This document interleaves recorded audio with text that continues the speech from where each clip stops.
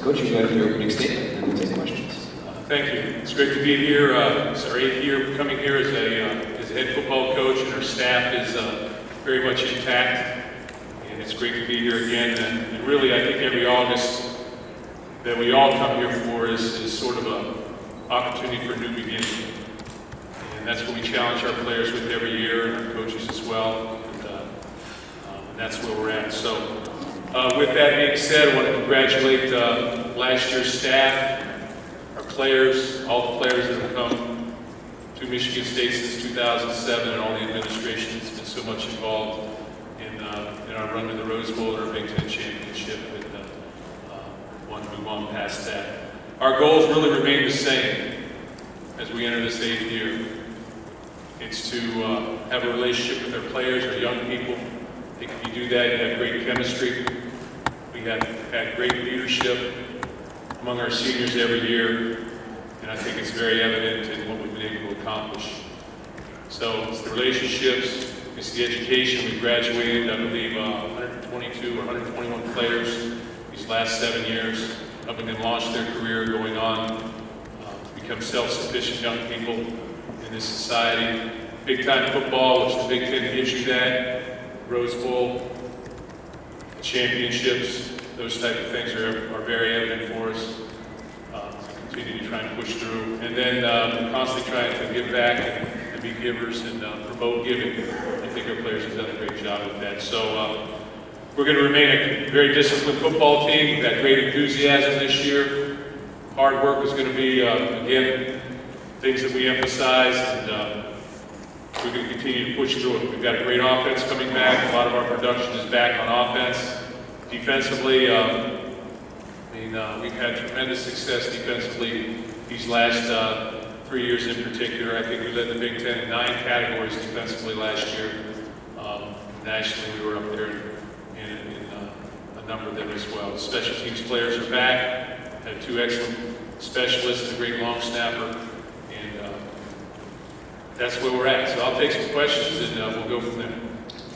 The floor is now open for questions. Raise your hand. We'll get a microphone to you. We'll start here stage left. Coach, about 2/3 of the way back. How are you adjusting to all the new attention? I think the Big Ten Conference, you've always got attention coming your way, and it's what you do with that and how you handle that. So what we try to talk about really is how do we handle success now. We've had success. We've gotten to a point where we've done some special things. What's on our agenda next? How do we handle that success? And that's going to be really one of the biggest things that we're going to have to deal with this year. I think we're a little bit more of the hunted.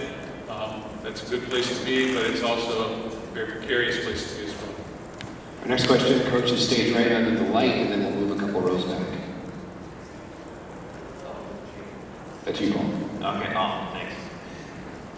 2-part question. How did the no-fly zone nickname take off, pun intended, and 2 members of that unit, Curtis Drummond and Trey Waynes, what makes those guys so special? Well, it sort of took off a little bit. Daquez Denard came in one day and sort of coined it. You know, Daquez has gone on now as with the Bengals, and it just sort of took. He made up some T-shirts himself for our secondary, for our players that are in the secondary, and it just sort of took off. And I think we had success in that area, and those are good things. Curtis Drummond, Trey Wayne, we've got other players back that have a lot of game experience as well. So it's going to be interesting to see how we respond. And again, handling success moving forward, but our players did some tremendous things last year. I don't know how many places I've been where, I don't think I've ever been a place where we've had 3 players in the secondary be first team all Big Ten or all conference. And then I believe the other one was either honorable mention or second team, I don't know about it. But so those guys, they were gifted, they knew what to do, they played fast, they made plays on the ball. Tremendous asset. Next question is the same side of the room, back, and we'll move across, back up front. Sam McEwen from the Omaha World Herald. Mark, you said it, you're the hunted, not the hunter. Obviously your goals and your message for your team doesn't change, but there could be things that change about how other teams see you. How do you change, what kinds of things do you expect to see from other teams? And talk a little bit more about the difference between being a team that has a chip on its shoulder to being the favorite? Well, first of all, I termed ourselves one of the hunted. So I think that's important to recognize, not the hunted. And then secondly, we've always been about just taking care of ourselves. We're not looking for any entitlement, anybody to put us up there. We'll get what we earn. Every game will be a challenge, beginning with our first game. Everything that we do will start fresh and have to be earned. And I really don't know how to really to respond any different. That's who we are. That's what we've done. We've had a knack for winning football games these last couple of years, but we've also taken a step back at times. It's important that we understand that we've done that, and we've stuck our foot in the ground and driven forward when those things have happened. We found the inches last year, as I said. We have to continue to find those inches and gain even more ground. Because, respectability can fly right out the window on us. I understand that. So it's what we've done lately that you're basically judged on, and we continue to build our future as we move forward. Going to move across the room, Coach, over here to the left, to the front. Sure. Coach Seth Moon from the Chicago Sun-Times. With the new college football playoff format, there's obviously a lot of talk about where the different conferences stack up. What do you think the perception is of your division and strength of schedule, and how important do you think that's going to be going forward? I think both divisions are very well represented, great football teams in those divisions. The East, where we're at, great conference, great games, and a lot of games, a lot of teams that have built-in rivalries. Obviously our rivalry with Michigan is intense for us, but we've also had a rivalry with Ohio State in the past, and with Penn State. So those things exist for us. Indiana's a game as well. So we've got two new members in the Big Ten Conference, and that side of the division of the Big Ten. So I think it's going to be a tough division. There's no question about that. How we enter into the playoff picture, I guess, will be dependent on obviously on our success or failures. But we play Oregon obviously in the second game, so we're coming with at least a bona fide big game under our belts as we move forward. And we need to gain experience from that game. One way or the other, win or lose, we need to gain experience from that game and be able to push through into the conference. And we've got a great home schedule, so we need to continue to win at home, and that's going to be extremely important. Moving back across the room, stage right here in the middle, Coach. Coach Rex Shield with SB Nation Bucky's fifth quarter. What do you expect from R.J. Shelton this year, and how big, I guess, of a recruiting gig, for your program to kind of steal him out of Wisconsin? R.J.'s a tremendous, outstanding football. I think he played a lot of positions for us. He came as a tailback and moved to wide receiver. He got on the field as a freshman last year, and I think he made a noticeable difference at times. So, extremely competitive, great person, hard worker, all the things, the intangibles that you look to bring forward and take a guy with great ability to the next step, to the next level. And I think he'll be a factor for the next 3 years, so it's exciting to have him there. And, I don't look at it as a steal out of Wisconsin. I just see it as a great individual, a great football player, a great individual coming to Michigan State. Our next two questions, Coach, are right down here, stage right in the front. Thanks, Mark. Jim Comparoni, SpartanMag.com. In the last couple of years, your program has beaten Stanford, Georgia, Boise State, TCU.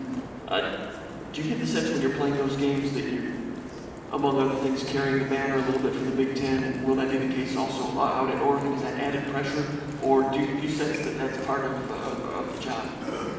Well, first of all, there's pressure in every football game that you play. I think that goes along with the position, whether you're a player, assistant coach, head coach. That's just part of the game.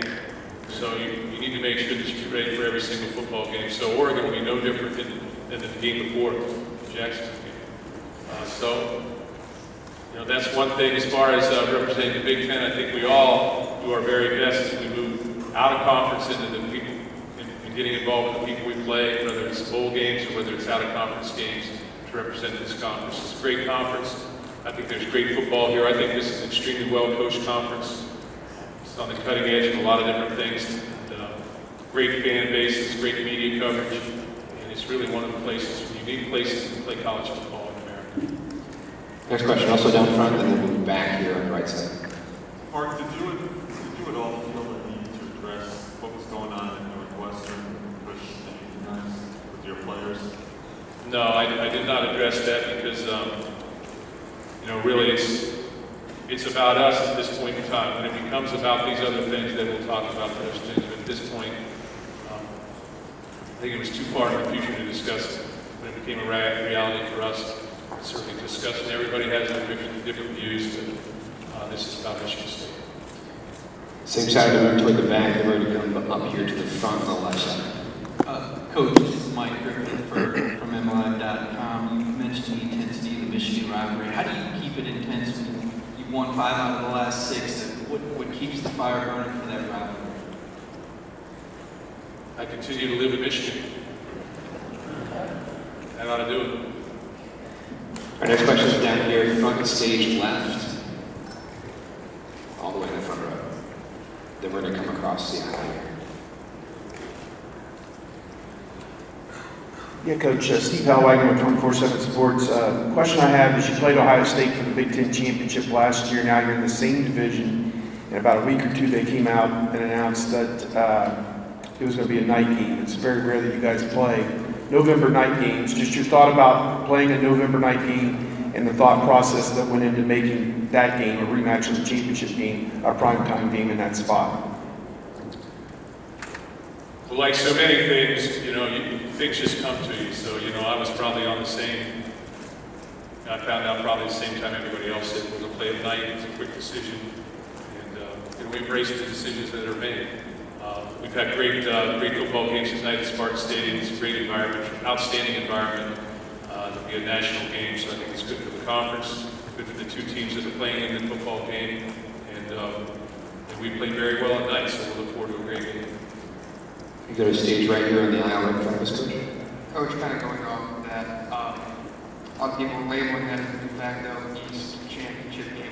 Obviously, you play a lot of big games this year against Oregon, other teams. How do you kind of keep your team focused on game to game and looking ahead to a game with such magnitude? I think, the longer you coach, the more you gain a little bit more wisdom as you move through the process. And, George Perlis is a guy that I look up to, and who's the former head coach of Michigan State, and he always talks to me about they all count one. So that game's just one game. It's what you do the rest of your schedule that's going to make the difference. If we don't take care of the rest of the schedule and win that game, it really means nothing. So, we'll get ready for that game that week. We'll be motivated just like we are in all the other games. And as you play through it, as we found last year, as you play on, and when you're successful, the chips get a little bit bigger as you move forward. Obviously, if we take care of business beforehand, that's a big chip game, but it's still going to count as one. Coach, our next question is all the way to our left.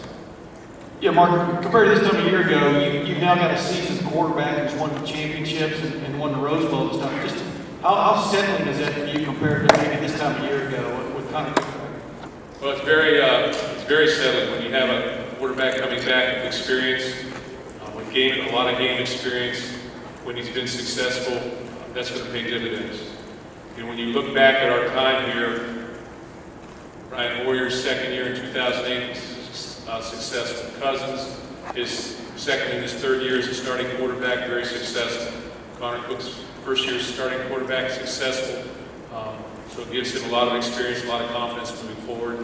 And I think it's a major factor in where we're at as a football team. We return basically 99% of our rushing offense, and I think 76% of our passing offense. So that should pay dividends. That's all the time we have. Thank you very much, Coach. Thank you very much.